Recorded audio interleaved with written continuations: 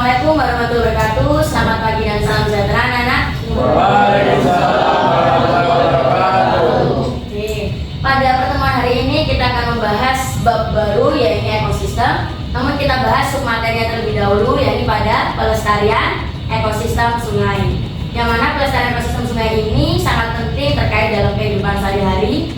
Nanti juga ada observasinya langsung terjun ke sungai yang ada di Pacet Mojokerto. Nah, sebelum Ibu mulai pada hari ini, Ibu ingin mengaksen terlebih dahulu ya. Abdul Majid Nahari. Hadir, Bu. Oke. Sebelum Ibu masuk ke pembelajaran pada hari ini, coba Ibu ingin tanya dulu, bagaimana kabar anak-anak pada hari ini? Baik.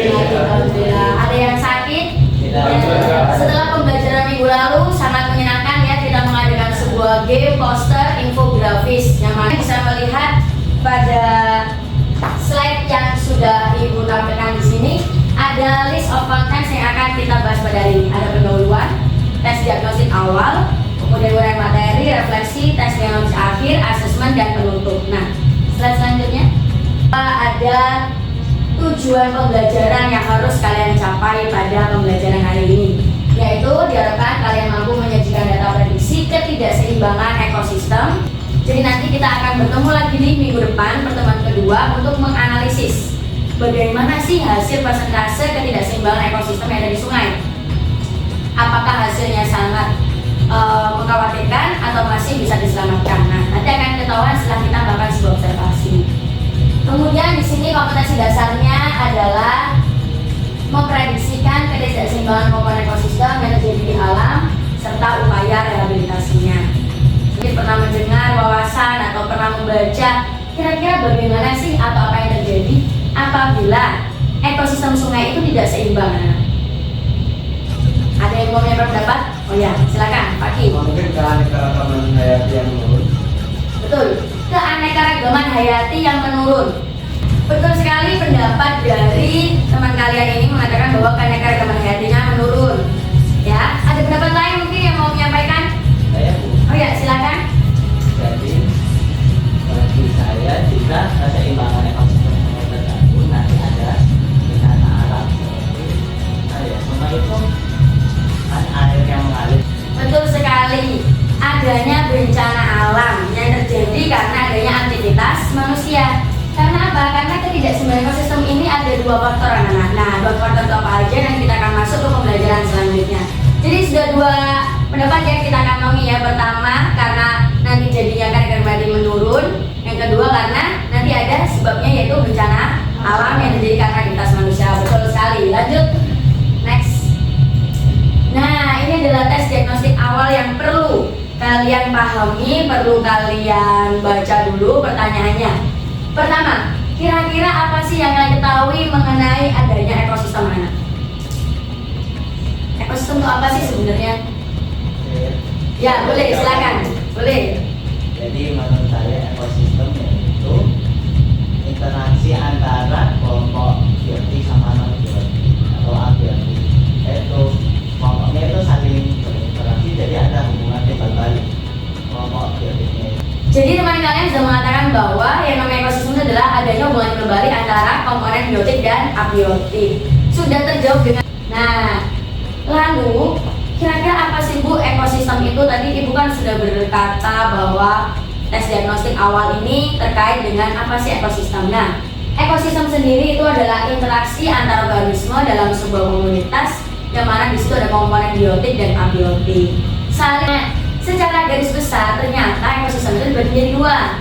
Ada ekosistem darat sama perairan. Nah, yang kita bahas yang perairan terlebih dahulu terkait dengan pelestarian ekosistem sungai. Ternyata dalam ekosistem perairan itu dibagi lagi jadi dua.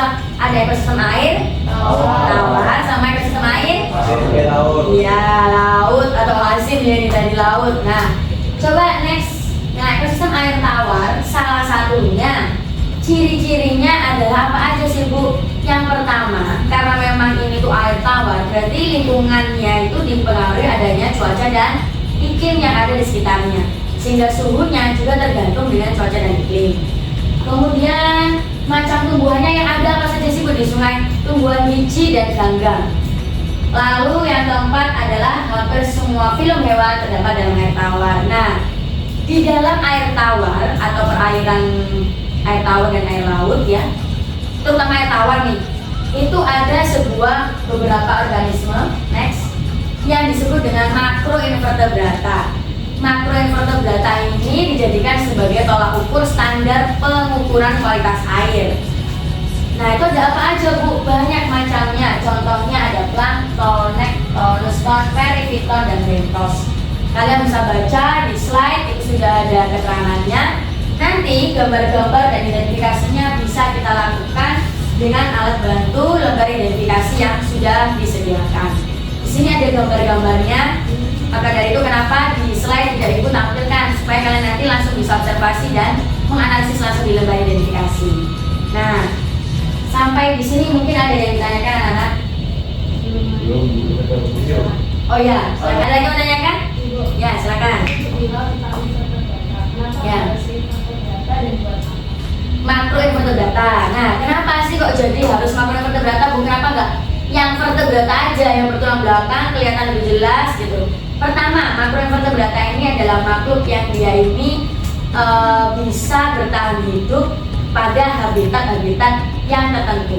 Tertentu itu maksudnya apa? Yang tidak tercemar. Jadi kalau misalnya di situ di perairan itu udah sedikit jumlahnya, jenisnya juga ditemukan sedikit, berarti jelas dia akan teridentifikasi menjadi perairan yang tercemar. Kedua, makroinvertebrata ini itu adalah makhluk-makhluk organisme yang dia ini bisa bertahan hidup. Kenapa? Karena tempat hidupnya itu bersembunyi di bawah batu, terus kemudian di dalam-dalam sungai, di dalam-dalam daratan yang bagian bawah lumut-lumut seperti itu. Jadi dia lebih bisa bertahan hidup. Kemudian yang ketiga, menjadi peran yang sangat penting dalam rantai makanan. Jadi ada banyak faktor-faktor yang kenapa sih kok makroinvertebrata dijadikan sebagai standar kualitas air atau standar kualitas pelestarian adanya sebuah ekosistem sungai. Adalah ternyata, nah kalian bisa lihat ini gambarnya ya. Nah, ini adalah contoh ekosistem perairan air tawar yang ada di sekitar kita di sungai. Sungai ini kalau di pedesaan tuh masih bagus. Ya, karena apa? Nah, ketidakseimbangan yang kita berikan amanah untuk memberikan informasi scan QR gimana sih kondisi sungai pada saat. Metode pembelajaran yang akan kita lakukan terkait dengan observasi yang akan kita lakukan besok Sabtu adalah metode pembelajaran water inquiry. Terima kasih, selamat pagi, wassalamualaikum warahmatullahi wabarakatuh. Waalaikumsalam.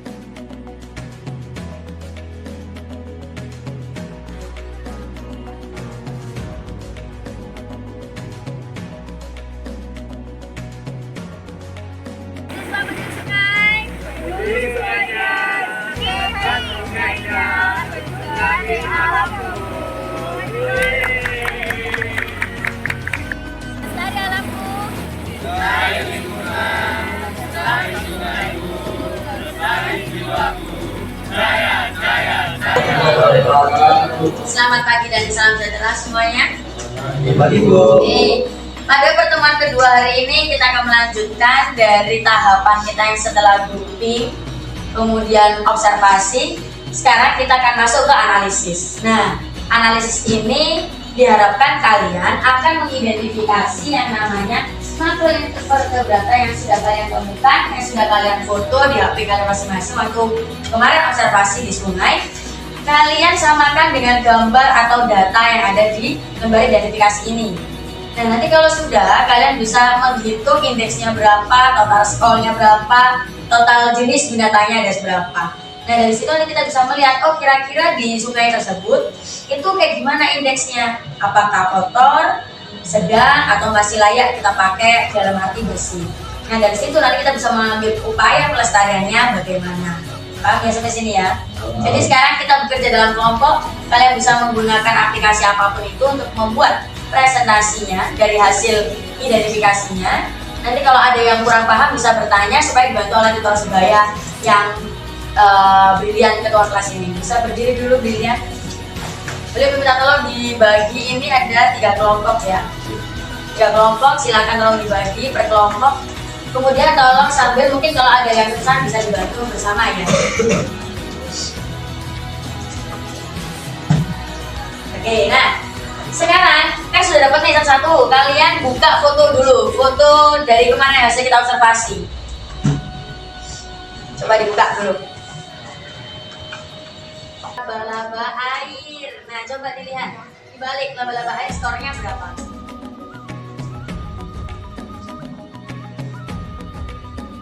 Sudah tahu apa aja? Oke. Sip, tinggal dihitung skornya. Itu ya. Siput. Cuma siputnya tuh tanpa pintu ya, siputnya ya. Ya, silakan kelompok pertama bisa mempresentasikan hasil analisis identifikasi makroinvertebrata yang sudah ditemukan ketika observasi kemarin. Waalaikumsalam warahmatullahi wabarakatuh. Ada 4,85 dan angka 4,85 ini termasuk kotor karena di sini di penentuan kualitas air ini skor 0 itu termasuk luar biasa kotor, lalu 1,0 hingga 2,9 itu sangat kotor, 3,0 hingga 4,9 itu kotor. Lalu ini adalah upaya pelestarian ekosistem air. Kita tahu dari data ini bahwa airnya, indeks kualitas air ini adalah kotor. Jadi kita harus mengetahui apa ya upaya yang bisa kita lakukan untuk kualitas airnya ini agar lebih baik dari sebelumnya. Skornya 3, serta juga ada nimfa capung biasa dan anggang-anggang dengan skor 6 dan 5. kata nimfa capung biasa memiliki skor 6, nimfa lalat sehari penatang mendapatkan skor 4, larva ular kantung air mendapatkan skor 7.